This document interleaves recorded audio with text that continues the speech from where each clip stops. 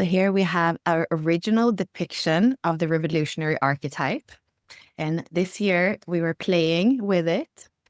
5 years later, we actually have AI and we can do much more in terms of the art. So this is 2025 version of the revolutionary archetype.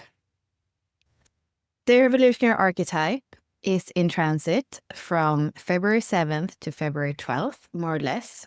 This is the gate of rejection. In the I Ching, we call it the hexagram of revolution. And in the gene keys, the frequency band goes from the shadow reaction to the city of rebirth, and the human pathway, the gift frequency, is revolution. When we look at this archetype from an I Ching perspective, looking at the elements, you're going to see that in the I Ching wheel, there are 8 different elements that you're seeing on the inside, and they are coded by the trigrams. So the trigrams being made up of yin and yang lines, and there are 8 different options. So right now, we have just come into the part of the wheel where we have the fire trigram on the bottom. So next transit is going to be fire over fire, which is that pure fire energy. And this specific hexagram is made up of lake on top of fire. Looking at the energy of lake over lake is the same as hexagram 58. And like I said, fire over fire is the same as hexagram 30. So we could say that the 49 is a combination of these 2 elemental energies. So the shadow reaction is dissatisfied desire. The gift of revolution is vital lightness. And the city of rebirth is the bliss of rapture. And sometimes I feel that when I don't really know why I resonate a lot with a specific hexagram or gene key, when I go into the energies that it's made up of, I realize that those are very prominent gene keys, for example, in my chart.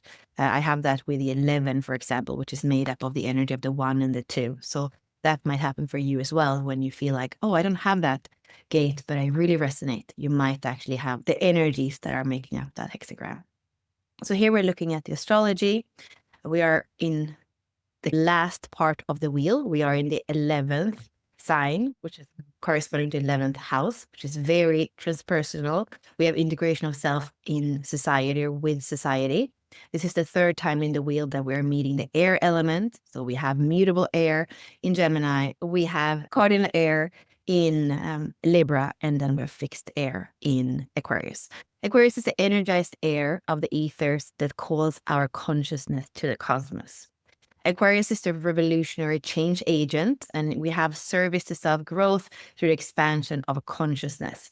And here in the 11th house, in the 11th sign, it's all about groups and humanitarian causes and that revolutionary movement of going to the future. So the Aquarian age is going into the future, and everything that we're speaking about as well in human design with 2027 and the shift that's there. And the ruler of Aquarius is Uranus. So this is also unexpected change. It's not the change that's like step by step, but it's complete change, and sometimes like the lightning. I think about the 49 a bit of like the lightning that strikes, and then it's completely different after, but it's also a very fertile soil for a new way of doing things. And here we look at the wheel in terms of the quarters. So here we have the quarter of initiation. It's also in the beginning in that sense.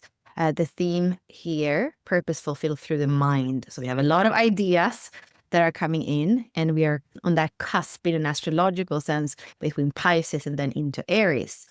And the only channel that is defined by this quarter is the 51-25. So the only channel is the channel of initiation in going from the more self-centered I of the ego to the more true self of the G center.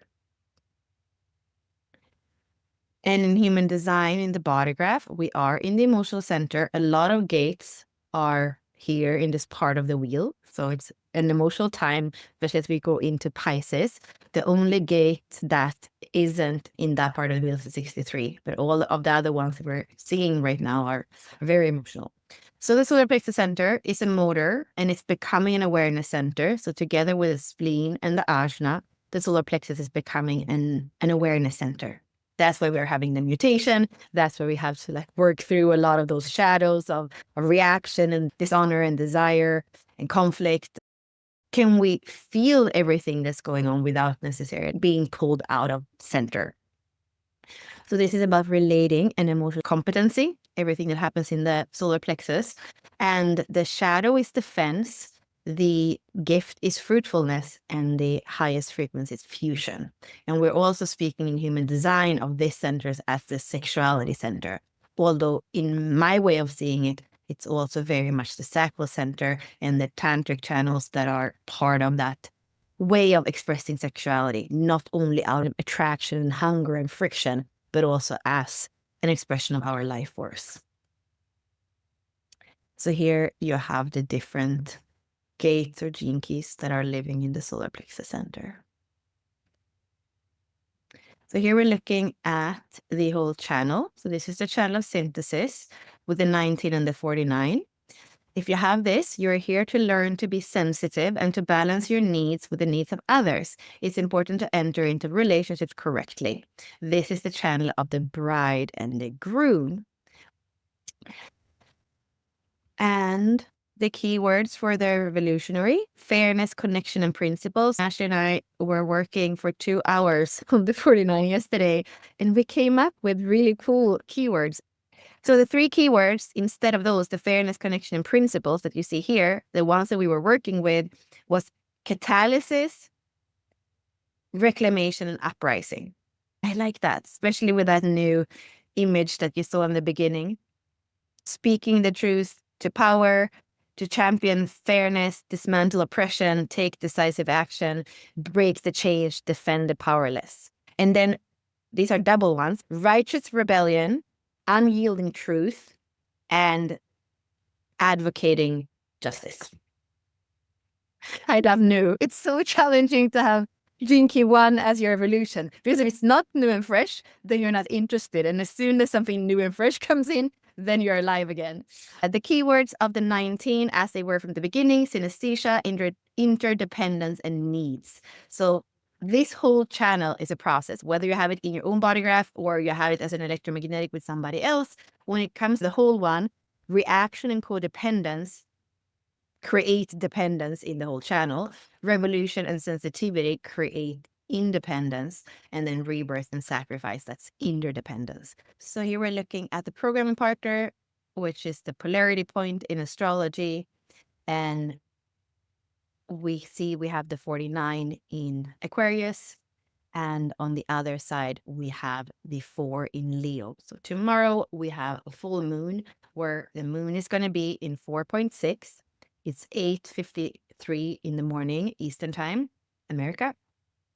And then we're going to have the sun in 49.6. And there's also this square with the sun to Uranus. So not only are we in Aquarius, but there's also this powerful energy with the ruler of Aquarius, Uranus, to the sun and in aspect to this full moon. So it's definitely a powerful day tomorrow. However, with the moon in Leo, I believe that it's not only about where are we going as humanity, what's the revolution, it's also coming back to our own heart. What am I passionate about? And I was thinking about that yesterday. I have the same passions as when I was a little girl, because you don't choose your passions. I've always loved dogs. Some of you that know me, I can send you dog pictures sometimes because I just love dogs. And I love dancing and I love the beach. And these are things I always loved my whole entire life. So I don't believe that we choose our passions. They're part of what's the fixed fire in us, the Leo. These are flames that are not going to burn out. So what is it that you loved since you were a child and that maybe you're not giving yourself a lot of time to do? So that understanding with the 49 in that sense, and setting up your life with principles that allow you to also bring in what you're passionate about, to have your own revolution. I think we're done waiting for the future or waiting for when I'm going to have time. And I say that, and at the same time, I heard myself saying yesterday, at least I'm not going to die alone. I'll die with a lot of dogs, but I can't have them yet because I'm traveling too much. So I guess I'm putting that off for tomorrow. But I think it's time to not put everything off for tomorrow. So tribal circuitry Here you see the two circuits in the tribal circuitry, and with the 49, we are in the part of this circuitry that we call the ego circuit, because it's connecting the ego center, right? And this is how we survive on the material plane. That's why here we need to have those principles in relationship so that we can work together. And the keynote is support here, because we're supporting each other, we're supporting the tribe, we're making sure that we're, like we said, surviving and thriving on the material plane. Okay, so let's bring in a few other systems. So newness again. So this is divine intervention for this gate. And we see lake over fire, like we already spoke about.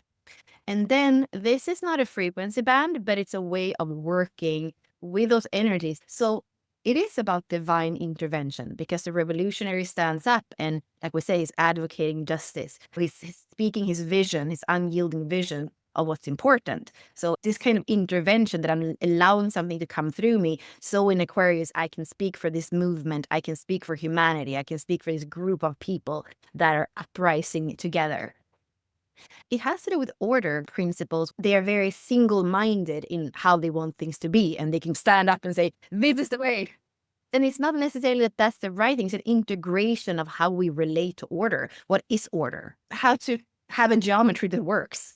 And then transformation. Sometimes when we look at the quadrinity psychology in the star codons and the lost octave, the transformation is going to be what seems like a negative word, but sometimes it isn't. In this case, chaos. And also the Uranian energy of the unexpected is quite chaotic in that sense.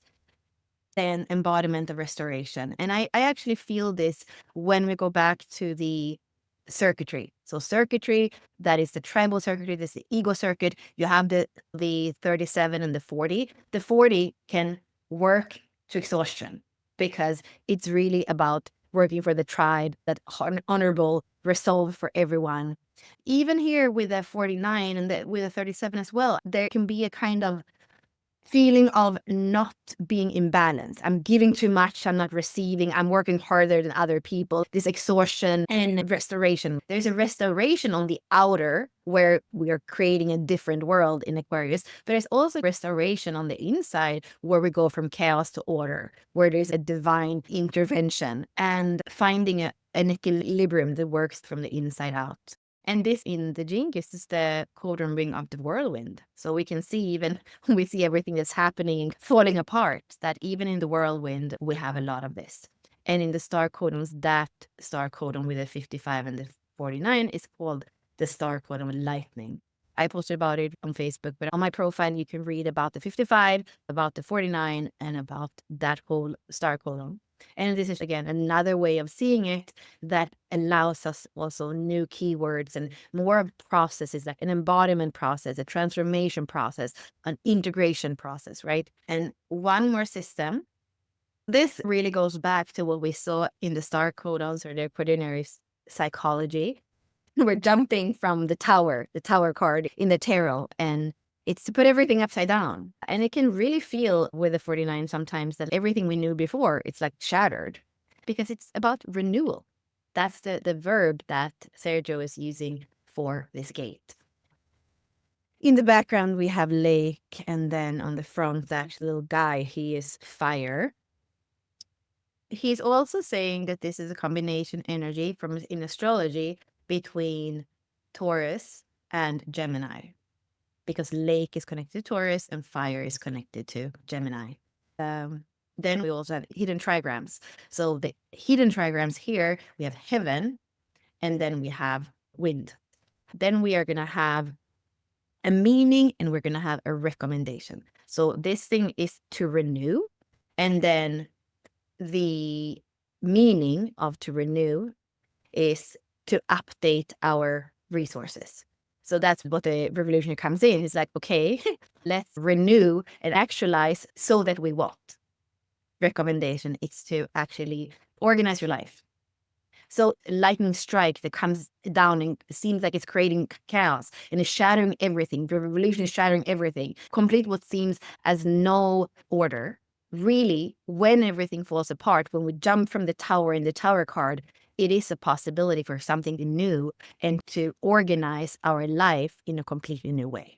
So that's what we are seeing here. If you dare to jump, if you dare to shatter everything that you knew since before, if you allow the lightning strike to come into you and annihilate everything that doesn't serve anymore, all the habits, everything that doesn't serve anymore, and you actualize the software, that's where like true renewal is possible. So the invitation, I guess, this week is that revolution can also happen in the details. So even if it's just taking a different way as you walk to the grocery store or as you take your dog out, it's like those small things that actually is like different way of doing it. And that can lead to complete revolution. I have a friend who always says, I started doing push-ups. He's extremely, extremely fit. And he always says, I started doing 3 push-ups in the commercials on TV. And this is now how I have so much energy now, so I can give it to everyone. It's like, that's how he started. 3 push-ups in the commercial break on television. And that changed his life. And now he's working at Equinox and he's inspiring so many people to become fit. So sometimes the small changes can really, really lead to a revolution.